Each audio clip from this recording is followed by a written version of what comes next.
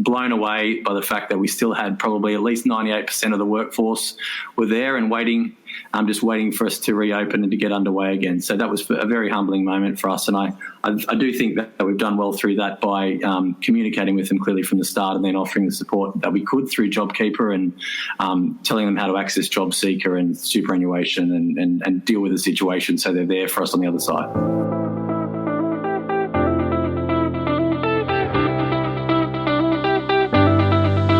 The hospitality industry has gone through the most challenging times globally during the coronavirus pandemic. Hundreds of thousands of people have lost their jobs in Australia, and through it all, the founders of Sydney-based Applejack Hospitality have stuck to their values and looked after their staff, whom they consider family, and maintained motivation and provided inspiration and support with huge hearts. And let's welcome them to Your Career podcast.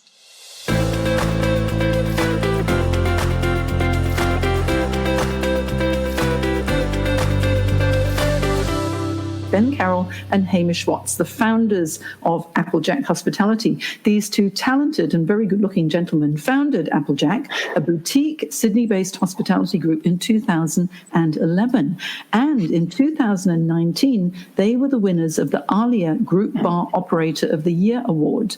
And between them, this passionate duo are determined to challenge the status quo and lead the industry by delivering unique venues to bring people together, creating epic concepts and magical experiences. I've experienced some of them, and they are really magical. They employ 200 talented professionals across their 8 brands, which include the Butler at Potts Point. And I'm going to be changing my backgrounds every once in a while. Can you see just behind me? That's the view from the Butler. Amazing. Bopp Tone at Wynyard, the Botanist Kirribilli, SoCal Sydney in Neutral Bay, the Endeavour Tap Rooms, which is fantastic. I've hosted some LinkedIn local Sydney networking events there. Lots of fun.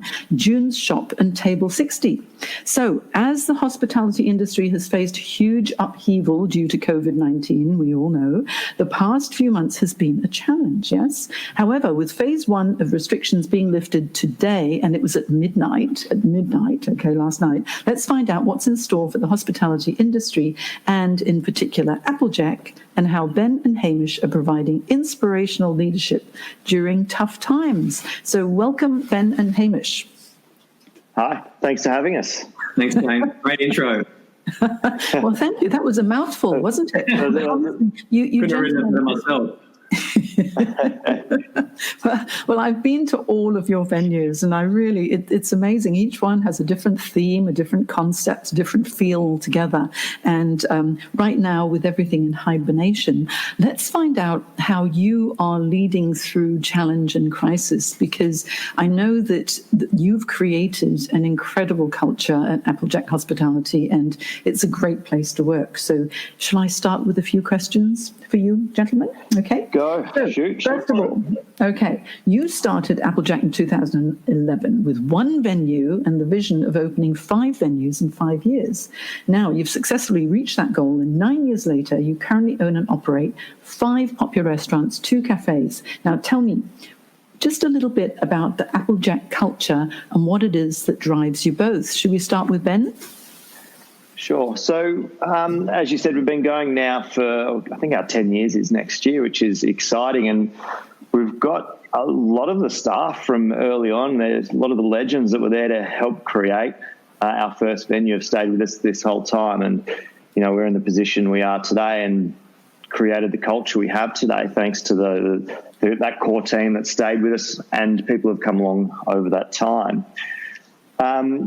For us, though, the culture really does come down to people, and we've treated it always like a family. And whenever a new person starts, we do say welcome to the family, and, you know, we have our values and beliefs, but, you know, they're just written down there on a board, and it's actually putting those into place where it really, you know, in a crisis situations when you can really understand what your true culture is.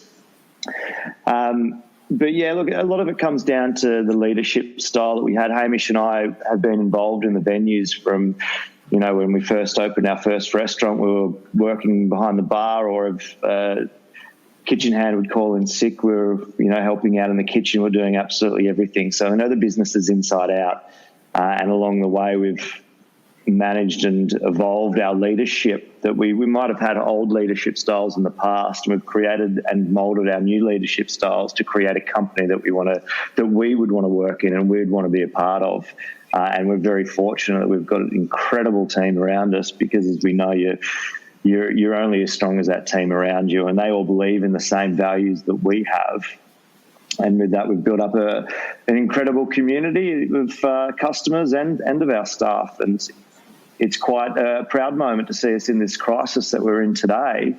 And those values that we used to have written on a board around the office or in an induction manual, we're actually putting that to the test, and we can really see everyone banding together and treating it like a family. And, one team, one dream is something we've always sort of mucked around in saying, and it's very true at a time like this.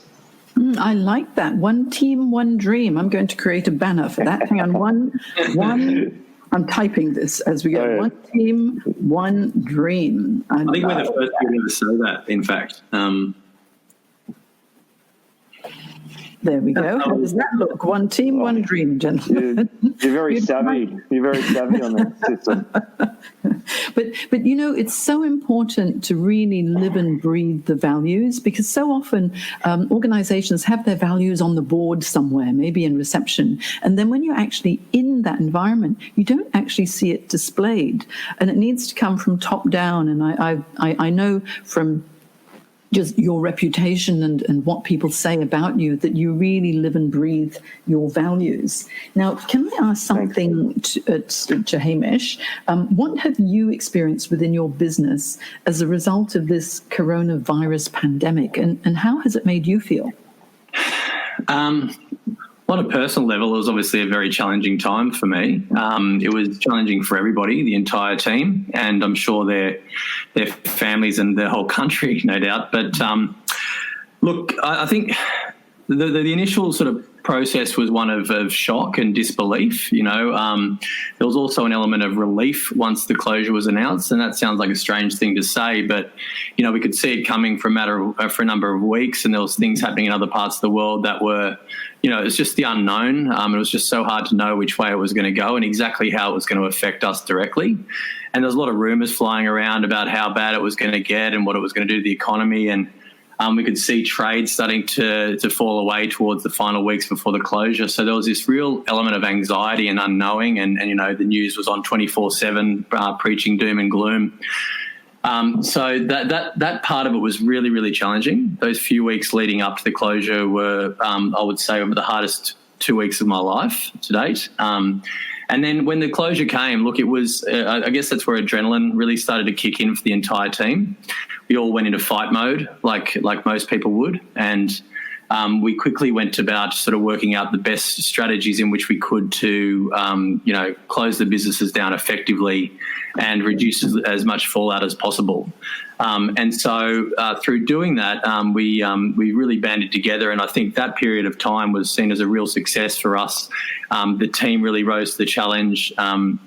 All of our chefs were in the kitchens, doing an amazing job to properly close things down. They were juggling stock to try to minimise any wastage. My bar guys were thoroughly shutting everything down. All the operational guys quickly went about suspending or holding as many accounts as we possibly could. And then from a head office perspective, we went about communicating with our customer base, managing all of our reservations, which were already locked in, how we were going to go about, informing them. And then from more of a macro perspective, planning for, rental relief and things like that. So that was a really successful phase for us. And I think we really did a good job throughout that. And for me, what we really learned across that time was that we've got a really, a little bit like what Ben was saying earlier, and I don't want to double up on it, we've got a really supportive and appreciative team. And we communicated them with them very clearly what the strategy was. And look, the reaction of the staff was mostly supportive. There's a few people that always have apprehension about your plans and the future, but they were really, really on board with everything everything that we said, and we're very clear with what our expectation was.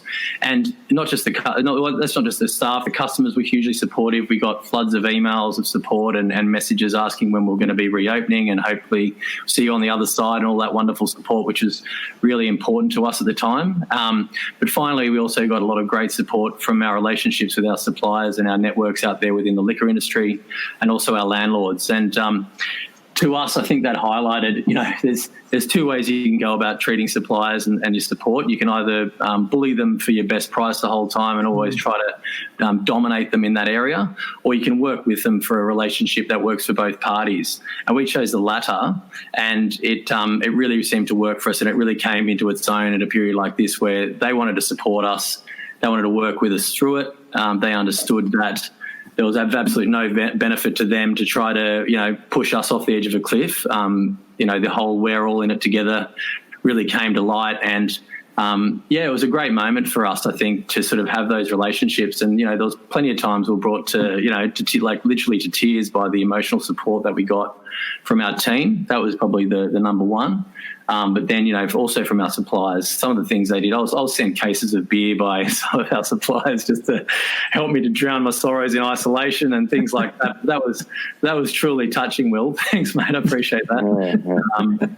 But any other suppliers wanted to send me alcohol, that's also, there's still plenty of time. So, yes, I think that's a brilliant idea.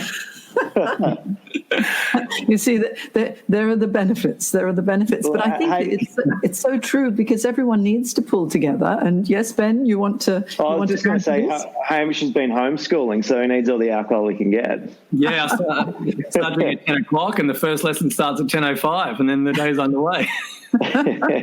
It's so true. The whole thing with juggling, it's not just the business. You don't just close a business and that's it. There are so many moving parts. And then, of course, on the personal side, with homeschooling, so many of my friends who've got young children at home have been tearing their hair out, because it's been such a juggle to keep everything going. The struggle is real, yeah. It's hard. Yeah, but so good for you to keep this open communication with everybody, all the stakeholders. You've kept this constant communication with them, so they know exactly what's going on. Your employees have been kept in the loop with regard to what's going on with JobKeeper, and you're supporting them that way too, because not all businesses have offered that to all of their employees. So that really shows the heart that you both have in leading this team. Can I ask something now of Ben?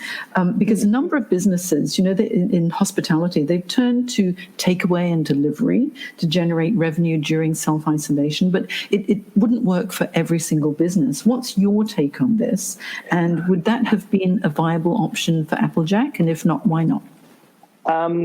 For us, to begin with, we just had to follow advice from the government. And the government at the beginning of all of this definitely knew a lot more about what was happening than the rest of us. And we had to look around the world, and the best thing we could do is to cut every cost out of the business we could and go into hibernation, take a breath, and then decide what we wanted to do.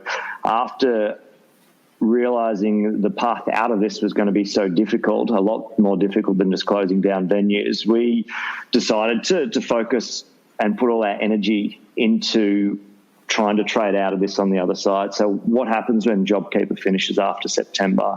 What does the new platform of hospitality look like? And for us, that's where all of our time and effort is going at the moment. So to be distracted by doing takeaway, not only was it not viable for us because our overheads are too large to be opening up a restaurant to do some takeaway, but more so it was about structuring the company right. We've only got one chance to relaunch this company, and we've got to make sure that we do it as successfully as possible. And that is by focusing on getting this company as healthy as possible right now. In the off-season, we need to be trimming down fat. We need to be building our muscle, and that's what we're going to be doing for the rest of this time. And I think it's probably till July, until stage 3, when there's a little bit more flexibility in around trading conditions. Mm-hmm. I think that's a really sensible approach, because otherwise, if you're not set up for takeaway, there are lots of risks as well, because it's a different type of business, and I guess it would dilute what you really focus on and do really well. I guess the other thing is we easily could say to our landlords, say, look, we closed down due to COVID-19 and we're forced to close because of the government. When you start trading again, whether it's at a small capacity or not, that's when they're going to be knocking at your door and asking for money. So the discussion you're having with landlord changes a lot more once you start to open again. So for those companies that potentially own their own businesses, own their own bricks and mortars and their own landlords, that would look very different to them. Yeah. At midnight last night, the phase 1 restrictions were lifted. And so now you can have 10 people in New South Wales, 10 people at a venue. In Western Australia, I believe it's 20 people at a venue. But in Victoria, they haven't lifted restrictions yet. So for you, what are your thoughts on stage 1 restriction? And is it actually financially viable for many businesses to serve only 10 people? But definitely for some can take advantage of it, and if they already had their businesses open and doing takeaway, or they're a smaller business that can cater for more a cafe style, then it definitely works for them, and that's fantastic that they get to open and they get to potentially make a little bit more revenue throughout this. For us, continuing to stay closed, it doesn't stack up.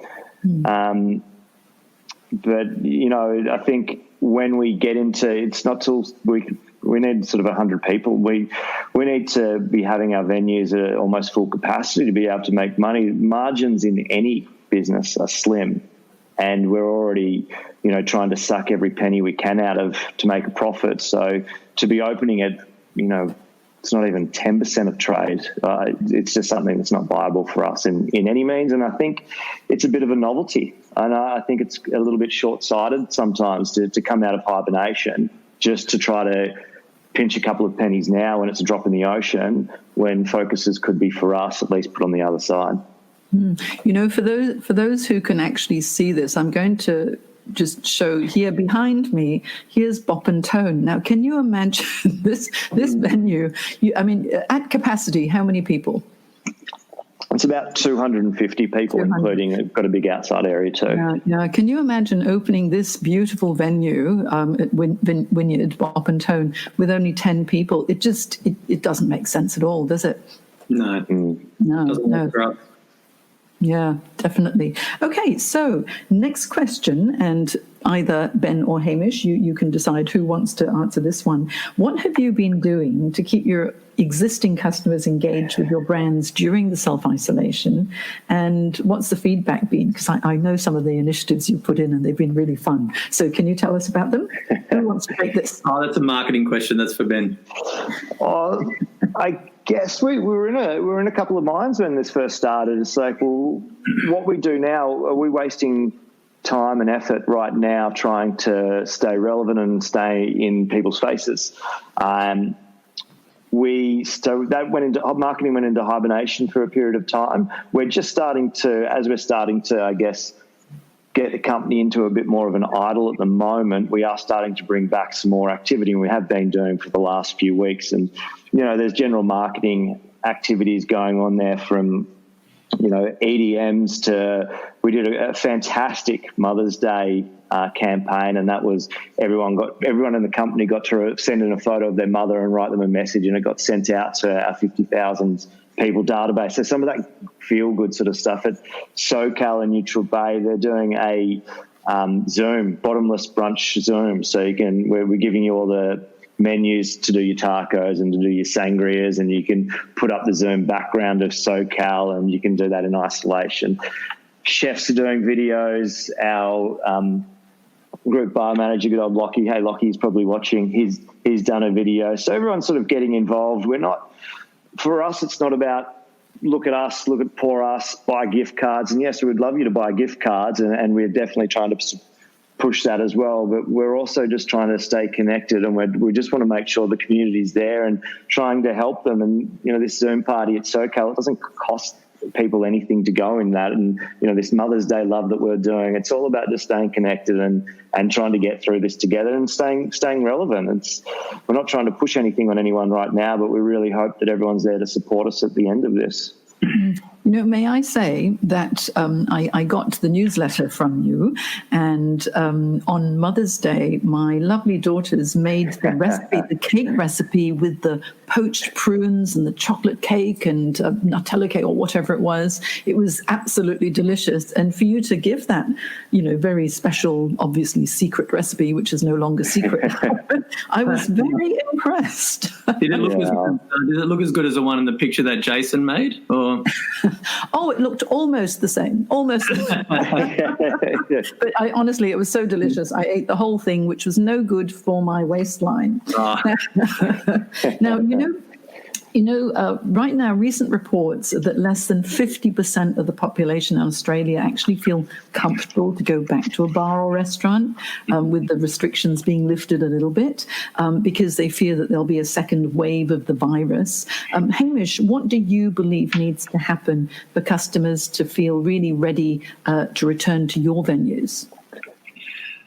Look, it's a good question, but it needs to be about confidence, right? And look, we were already implementing a bunch of stuff like a lot of operators were prior to the closure. There's a lot of stuff that we had already rolled in, basic things and things you would expect from any venue now, which seems so strange, is like, hand sanitising practices for both customers and staff, and, like sanitisation procedures between service periods, cleaning pod procedures from our actual cleaners and what chemicals they use. So there's far and wide all the different approaches that we need to take to make customers feel, that we're doing the right thing and that they're safe in our venues, and also that our staff feel safe. So that's a two-pronged thing there. What we've done is we've implemented we're currently putting together like a COVID training plan, and what that encompasses is all those exact things. It'll cover making sure our dishwashers are at the right temperature. It'll cover making sure the staff are, washing their hands every hour and sanitising in between every table that they touch. Ensure we're looking at things like contactless ordering. We're in the final phases of understanding what's the best way to roll that out and how important that will be to our guests. How we address our menus, and again, what I was saying about cleaning procedures at the table and things like that. So we're implementing a lot of those things. The next part is going to be having to communicate that with the customers, and we're not going to want to go and throw that in their faces, but I think it's important for them to understand how seriously we are going to be taking this thing. So on all of our websites, all our policies will be available for our guests. We'll be informing them before they come with any reservation confirmations, and when they come into the venue, they'll also be part of the sequence of service to help them to understand exactly what the processes are, to give them some confidence that we're following things and taking things very seriously.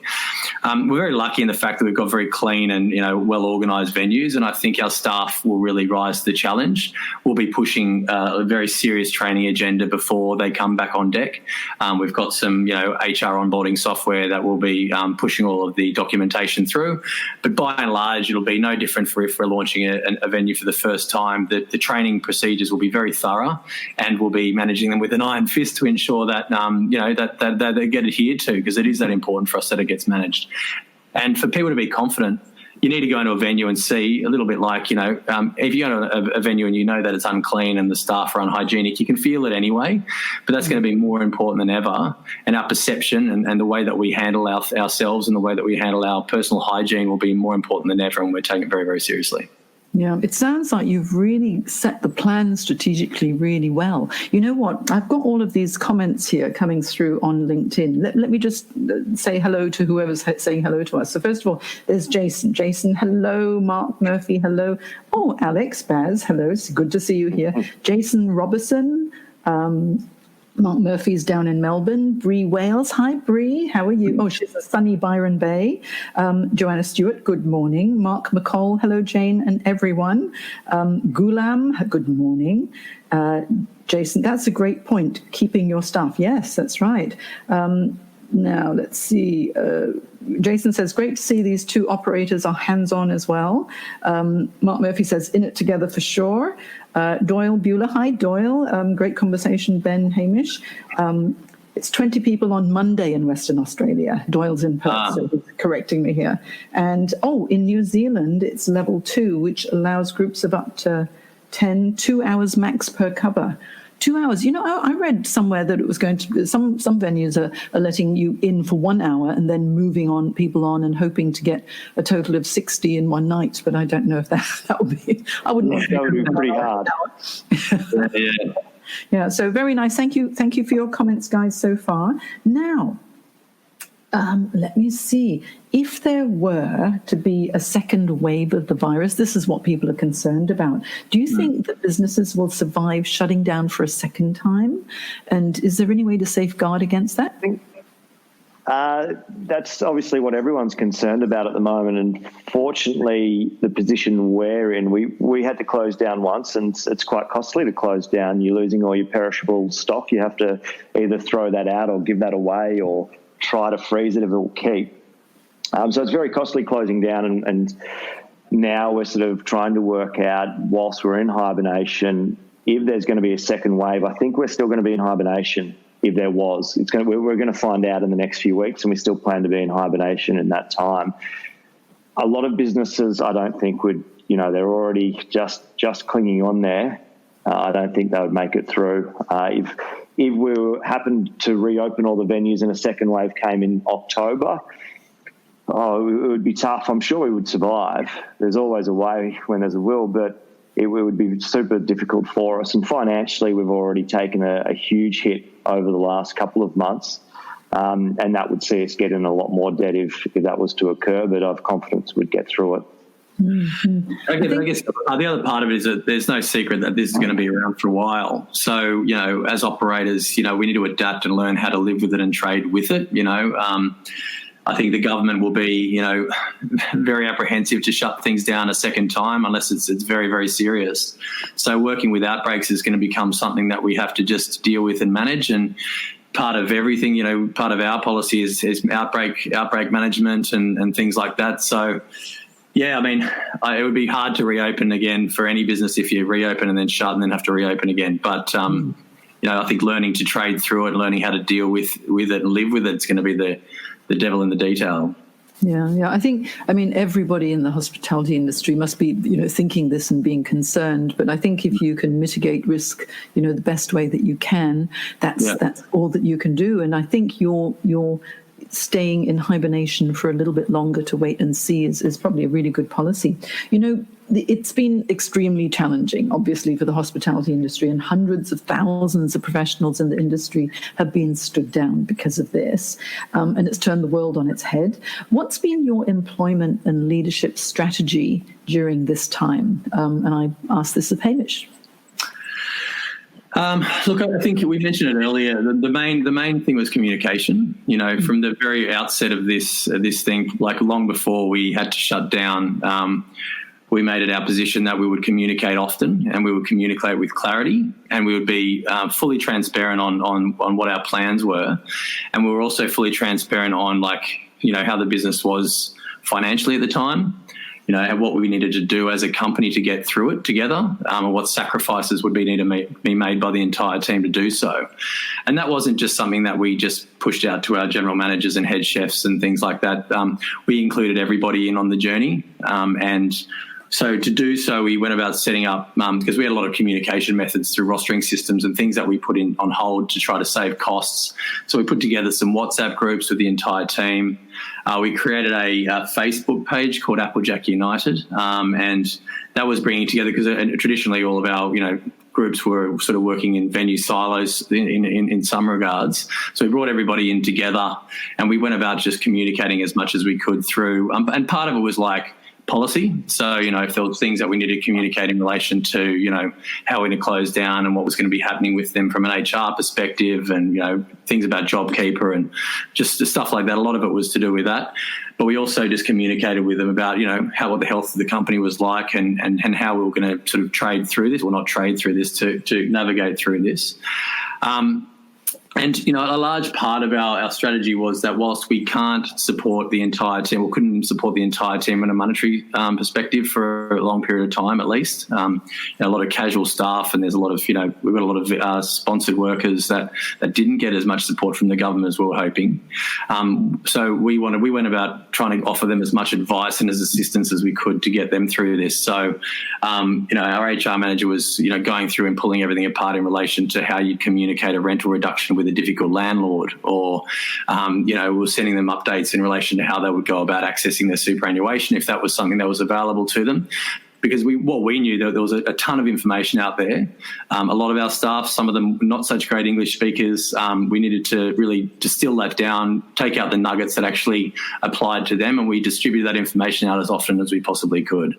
And that seemed to have a really positive effect on the team.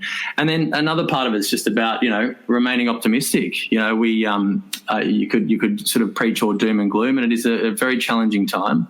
And whilst we've been as open and honest as we can in relation to the difficulties and the challenges we face, like all leaders have been, we've also just remained optimistic and shown them what tools we have to help us trade and get through the other side, but also how we're going to manage the processes and open up with a positive impact. So through all of those sort of methods we've adopted, we've found that we've had really good staff retention through this.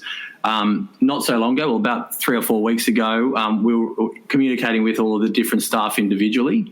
We went about putting together a spreadsheet with the entire list of the entire team that we had, like for all casuals, whether you worked 1 day a week, 3 hours a week, or full-time with us. And we went through and we reached out and made a point of understanding where exactly they were in the world, if a few of them had moved around into different places, and whether they were keen on coming back to work for us. And we were blown away by the fact that we still had probably at least 98% of the workforce were there and waiting for us to reopen and to get underway again. So that was a very humbling moment for us. And I do think that we've done well through that by communicating with them clearly from the start, and then offering the support that we could through JobKeeper, and telling them how to access JobSeeker and superannuation and deal with the situation so they're there for us on the other side. Yeah, I mean, wonderful initiatives that you've implemented. With working, self-isolation. I mean, many of your staff are still working; they're working from home. I've been reading so much about mental health as well, because people need to practice self-care and take care of themselves. What has Applejack been doing to keep your staff engaged and supported? Especially when it comes to mental health during these times. Ben? Yeah, look, there's a whole lot of different angles, and some people, I guess it's understanding people's needs through this time, and I guess touching on Hamish's chat then about leadership, it all comes down to the leadership right now is all about empathy. And if you look around the world, around what different leaders are doing, and, look over the ditch there to Jacinta, her approach has been very empathetic, and I think that is very much needed in a time like this. And with mental issues and mental health that are occurring, and I've spoken to a few friends reaching out to them, and they are struggling with being isolated. So we take that time to understand people's needs, to understand their problems and to work with them. And some people just want to be included and, touch base with, and other people, they want to go for a walk. So next week we do a huddle of our head office every week, and next week we're all going to go for a walk together and then sit down and have an outside meeting in the park rather than doing a Zoom meeting. So there's different ways in which you can include people, check in on people. There's a communication outlined by Hamish there. There's an array of things we can be doing. We also offer a free counselling service in the company as well, that people can reach out to that. I've had kitchen hands message me and ask if they can talk to me, give me a call for a chat. And so everyone's available to talk, and it really comes down to that culture we've got within the company to make sure that we're in it together and we're all showing that we really care. And you can't fake empathy through this, and it's a real value that goes a long way. Yeah, I can really feel how passionate you both feel about, the business and your people. We are. I mean, it's so important, isn't it? And I think that's why Applejack's such a great place to work, and people really enjoy coming into work there. What I heard is that you've got your own private Facebook group for your team as well, and you've got Trivia Tuesdays and Friday happy hour and games nights and Monday motivation. I think that's lovely. If you want to have me on to do a meditation anytime, I'm very good at meditation because my voice is so soporific, gentlemen, that I can put anyone to sleep. Background. Wait a minute, hang on. I'm making myself. Here's June Shoppe. Look how happy and young. June's my grandma. That's named after my grandma June. So Bopp Tones is the restaurant upstairs. Bopp's Hamish's grandfather. Tones is my grandfather, and that's June. She passed a few years ago now.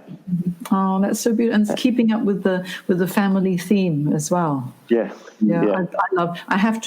really love Bopp Tone. I love the Botanist as well. I love all of them. Anyway, so let me find out from you, how can the general public help Applejack and also the wider hospitality industry to survive this global pandemic? Download the COVID app. It's, in all seriousness, let's leave politics out of this. People have got Facebook on their phone and those other apps on their phone. There's a lot more information out there already. They don't need to be worried. So download the app. It's the way we're going to get back to normality a little bit sooner. But something directly for Applejack, obviously, we've got gift cards. Just be interactive on social media. If you can buy gift cards, stay up to date on when we're opening. And just, we love all the messages of support coming through, whether it's through the website, our info accounts, through the email, or through social media. It's very supportive. They do get read to me as well, but they also get seen by other people before it comes over my desk. So we love the support we're getting, and we hope that people continue that, and we'll keep you updated when we're opening. Yeah, I mean, the other part of it is like just supporting your local restaurants, like just in general. If you've got a neighbourhood gem that you've always loved for years and, they're reopening, you've got to know that they're going to be struggling to get through this, and, hit them up, go buy a coffee, say good day, show them your support. That's very, very important. And try to keep it as local and look after the ones that you love. I think that's something that's really important. Yeah. Gentlemen, I've just been having a look because we're broadcasting live on Facebook as well. I've mentioned some of the comments on LinkedIn. But over on Facebook, I'd like to say hello to Ruth, Charles. Hello, Charles. Olivia Trethaway. Love you. Matty. Hello. The Botanist. Yes. George Popple. Cassie E. Jenkins are all saying hello, which is lovely. Henry Contreras. Apologies if I haven't pronounced that correctly. And Olivia says, Hamish Watts, Benjamin Carroll, wise words, guys, miss your faces. Casey Saw has tagged Daryl Slanders. Alessio Frattini, well done, guys, on being honest and upfront. Can vouch for that, Chef Ella. Oh, that's so nice. Oh, thanks, Ella. And Ruth, here's an interesting question. She says, are there any positives or lessons that you'll take from this situation that you'll bring into your awesome venues once we're back up and running in the new normal? There's a million lessons we've learned out of this. And one thing I keep on saying to the team and to myself, if you're not learning and developing personally or professionally through a crisis, you've wasted a crisis. We're all learning so much about ourselves, and there's so many awesome things to come out of this on the other side. It sucks right now. It really sucks. But I'm super excited about what is going to happen on the other side. And I think that sense of community and a new appreciation for hospitality are just two things right there. And so that's my outtake on it. I think Hamish feels similar. Oh, yeah, and there's also like plenty of stuff operationally that we've learned throughout it, A big one I keep going on about is the communication. Like, we've learned so many new ways to communicate and connect with our team and our customer base while things are not always up and trading. So there's been plenty of stuff that we learned through the closure that we'll be implementing and stuff that we'll be adopting to make sure that we function better and more effectively on the other side. I can't wait to see what happens with Applejack, because you've both been so creative right from your very first venue, and how you've just rapidly grown over the years, to have so many venues now, and with each one being a completely different theme, Bopp Tone, Endeavour Tap Rooms, SoCal, the Botanist, and all of it's been quite amazing. Can I just before we wind up, what would you like to share with us that you've learned, and the encouragement that you can give to this industry as a whole? Personally or professionally? Both. Both from both of you. Yeah, look, I guess I've learned what's important from a business perspective, and it's something that you always say, and I hesitate to say it because it can sound corny, but it is about the team. And, the more focus you put on your people, and the more time you spend investing in the team culture and the development of your people, the more respect you get back, and the easier it is to handle something like this. And look, we spent the last, it had always been a focus of ours, and when we were smaller, looking after our people was something that came very naturally, because, as Ben said earlier, we were extremely hands-on. We were both running venues. We were in the venues 5 days a week, actually in service. But as things grew, there was a period of time we had to learn how to maintain that connection, even whilst we couldn't be in the venues nearly as often as we'd like to be. So we were very fortunate the last 24 months, in the investment of an HR manager and really putting some strategies around how we better connect and maintain that culture and connection with our staff. We've managed to really sort of learn throughout this process how important that actually was. So, yeah, that's probably the main learning for me, is it's all about your people, and it's all about your customers. It's as simple as that. And Ben, what about you? I would say don't sweat the small things. We can see what a big thing is right now, and you can see what that requires to get through it. And the other one was relationships, how important they are from a business world to your personal relationships of wives and families. And I think there's a newfound appreciation for that, which is brilliant. And hopefully everyone understands that and doesn't forget about this in the future. I like that one. I'm just doing a little banner for that one. Appreciate your relationships and your family. Yeah, so important. Oh, and Ben, yes, my little assistant here has just reminded me. And Ben, you're having a baby soon. That's right. So, yeah, just in a few weeks, isn't it?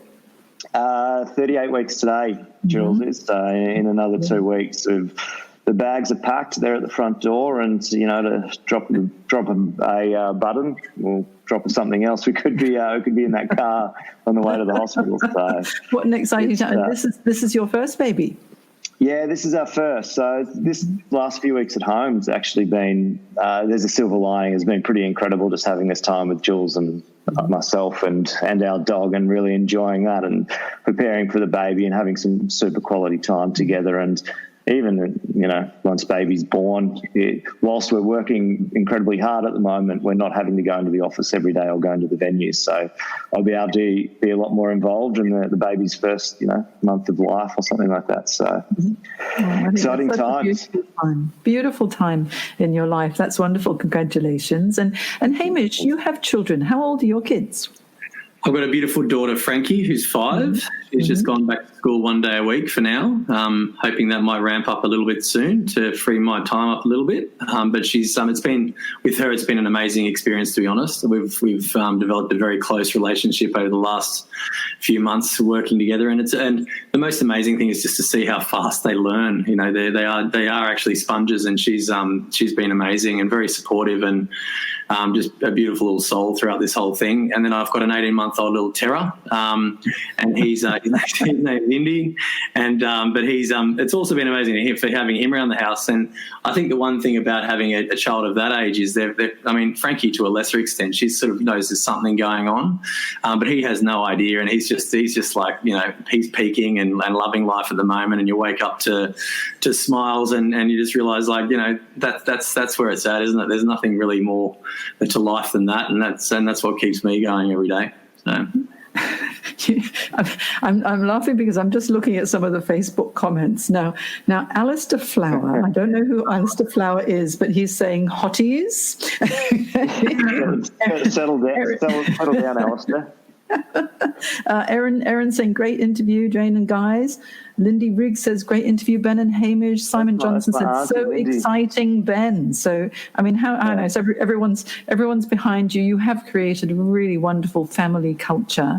And we've had a wonderful chat today. And I just want to say thank you so much for your time today and for sharing, because I've been so curious as to what's going to happen with the hospitality industry. And it's great to see how the two of you are leading so effectively through crisis and looking after your team as well. If anyone wants to watch any of my other LinkedIn live broadcasts that I've been doing every week since COVID started, I have a hashtag called Time for Global Connection on LinkedIn. I'm only using it on LinkedIn, but you can start a trend if you want on Facebook, but Time for Global Connection, and you'll see a lot of my other interviews of people and how they're coping and managing through crisis as well. But for now, what I'd like you all to do is to follow Applejack Hospitality, because they've got so many amazing venues, and let's keep the hospitality industry alive and well. Okay, so thank you so much, gentlemen. Thanks for listening, everyone. And I'll say toodle pip. I will be sharing the broadcast again, so if anyone's watching the replay and wants to comment, just put hashtag replay and we will respond to your questions. So bye for now. Thanks, guys. Bye.